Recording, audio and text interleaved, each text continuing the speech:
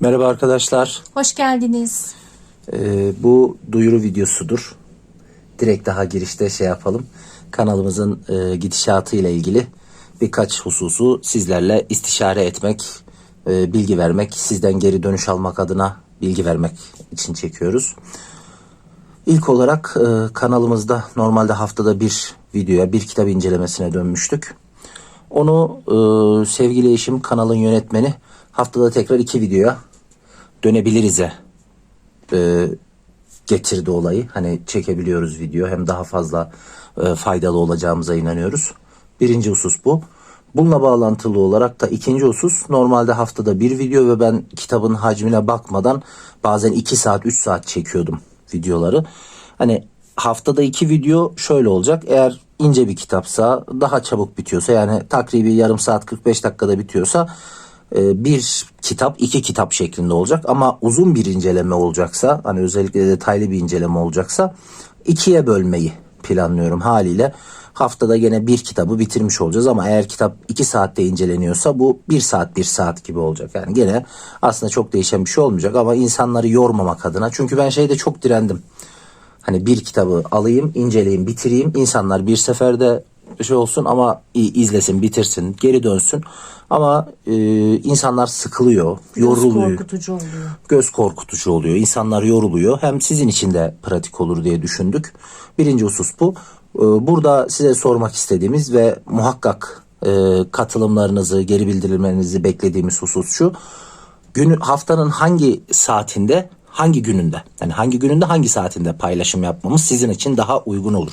Haftada bize 2 gün ve 2 saat verirseniz o günlerde bizim için çok iyi bir geri bildirim olur. İkinci hususu kanalımızın yönetmeni izah edecek. Bana atıldı top. Bana atıldı, evet. Bana niye atıldı? Anlatacak olan sensin. Sana atılacak. Şöyle ki kanalımıza 2 sekme, katıl üyelerine özel 2 sekme seviye belirledik. Bir tanesi kütüphaneye katkı, 25 TL olarak belirledik. İkinci seviye 125 TL'ye derin okuma kulübü seviyesi. Derin okuma kulübü seviyesinde ne var? Normal kitap incelemelerinin, özellikle hacimli kitap incelemelerinin part part videoları çekilecek ve tahminim oraya ayda en az 2 kitap atmayı düşünüyorum. Ama bu 2 kitap şey gibi düşünmeyin, yani 2 kitap 4-8 video falan olacak. Çünkü şu anda halihazırda var zaten. Zygmunt Bauman'ın Akışkan Kötülük vardı galiba. 4 video halinde, her video yarım saat 45 dakika, yani 2 saatten fazla.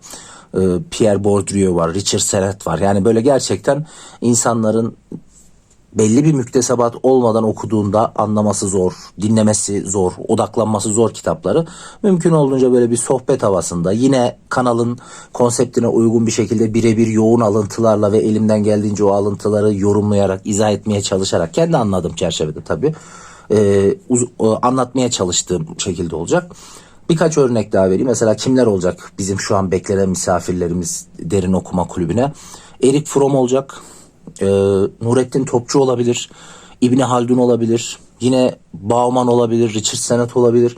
Hani orada benim gerçekten okurken kendimin de kolay kolay anlamadığım, üzerine çok derin okuduğum, tane tane okuyup anlamaya çalıştığım kitapları birlikte, hani adı üstünde derin okuma kulübü. O kulüpten beklentim aslında sadece ben bir şeyleri sanki bilmiş anlatıyorum, çözdüğüm gibi değil de, elimden geldiğince ben bu kitabı okudum, anlama gayret ettim, ben bunu anladım, siz ne anlıyorsunuz gibi böyle bir interaktif bir ortam yapmaya çalışacağız orayı.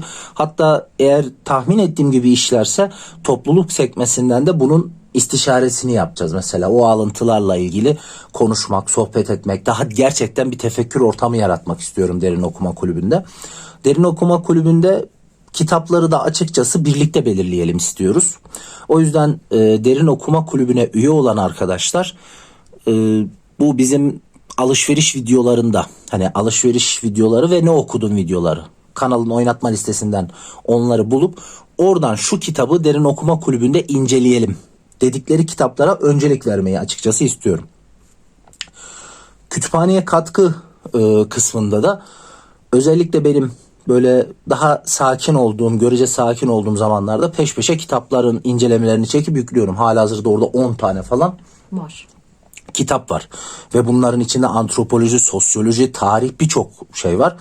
Orası biraz daha öyle kalacak. Hani özellikle normalde orada erken yüklüyorduk. Sonra haftada bir açıyorduk ama biz bir hata yaptık galiba. YouTube'un algoritması bunu yanlış değerlendirdi. Evet, orada öyle bir durum olmuş ve aslında üyeliklere çok fazla hani video yükleyelim işte arkadaşlar faydalansın derken biraz kendi topuğumuza sıkmışız arkadaşlar. Bu durum videolar aslında önceden öne çıkarıldığı için sonrasında biz onu herkese açık yayına açtığımızda öne düşmemesine sebep olmaya başlamış. O yüzden de açıkçası kütüphaneye katkı kısmındaki videolar uzun bir süre üyeler özel olarak orada duracak. Evet. Bir ikinci sebebi de şu.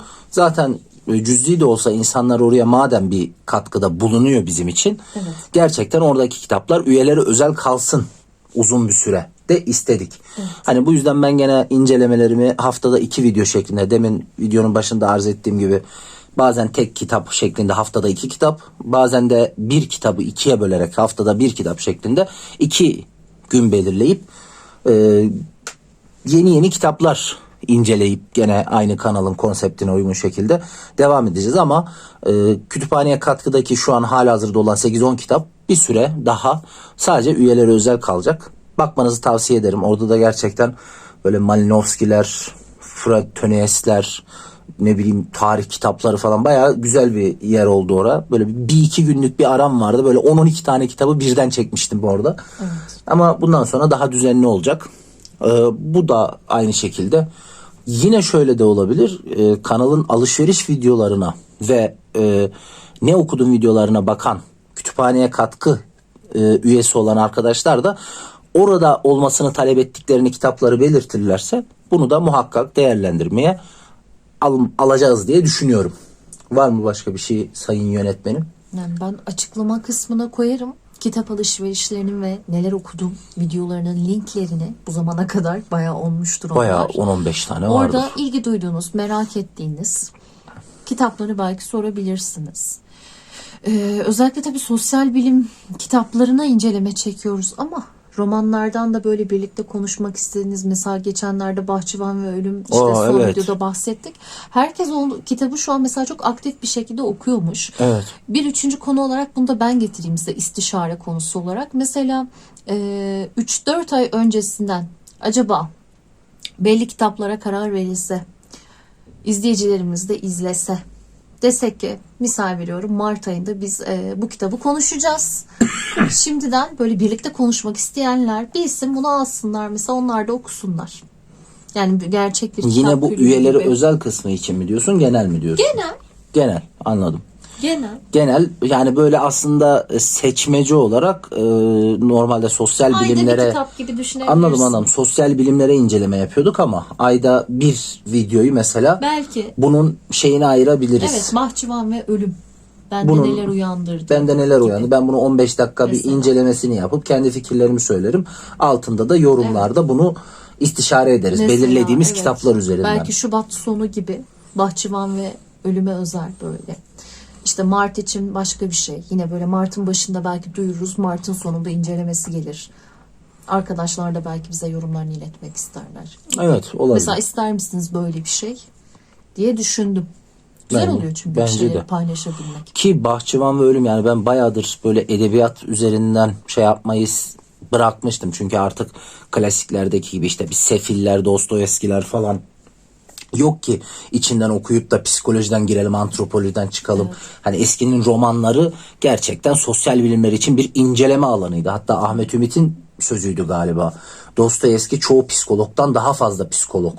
Yani o insan betimlemeleri, insan ruhunu didiklemeleri çoğu psikoloğun yapamadığı psikanaliz yöntemlerinden daha ileri falan diyordu Ahmet Ümit şimdi. Böyle kitaplar kalmamıştı ama mesela Bahçıvan ve Ölüm'de ben bir şeyler hissettim. Gerçekten böyle kitaplarda güncel basılanlar arasında olabilir. Onları bende açıkçası bir konuşma isteği uyandırıyordu. Mesela. Neden olmasın, yani olabilir. O zaman Yani sizin de düşüncelerinizi de açıyoruz. Şimdi ben bu videoyu yayınlarım. yorumlarda evet kesinlikle olsun diyen kimse böyle gelmez. Diğer aylarda hani şey gibi düşünmeyin. İşte dendi, yapılmadı. Çünkü kanalın çok fazla sessiz izleyicisi var. Evet. Şimdi biz düşüncelerinizi bilemeyiz arkadaşlar. Yazarsanız bizim için çok iyi çok olur. iyi olur. Gerçekten çok iyi olur.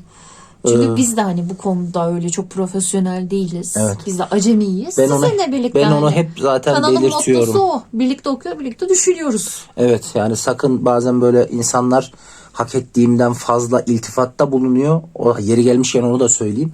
Hani ben kendi çapımda kendi alanımla ilgili okuma yapıp akademik kariyer yapmaya çalışan bir insanım. Ama asla sakın şöyle bir misyon falan yüklemeyin. Bu adam zaten her şeyi okumuş. Böyle teknik ders veriyor gibi falan, asla öyle bir yerde değilim ben. Bu derin okuma kulübünün adı da mesela eşimle şeyi konuştuk. Hani bunları ders ismini mi verelim yoksa kulüp mü diyelim? Şimdi ders demek bana çok iddialı geldi açıkçası. Mukaddimenin dersini yapacağız mesela. Yani ben kimim de İbni Haldun'un dersini yapayım gibi geldi. Bana göre yapabilirdin bu arada, quote unquote. Yani kamu yönetimi mezunu, kamu yönetiminde yüksek lisans yapmış birisi olarak bence ona hakkın var, onu söyleyeyim. Bilmiyorum, ben gene de İbni Ona Haldun'a var. yetmez. Başka bir gibi. alan için olmayabilir. Belki başka bir felsefe kitabı için olmayabilir. Ama bir şekilde devlet, kurum, teşkilatlanma vesaire konularında bence hakkım var, onu söyleyeyim yani. Yani tez Bana yazmış göre. olabilirim ama gene de çok iyi yetkin olduğumu düşünmüyorum.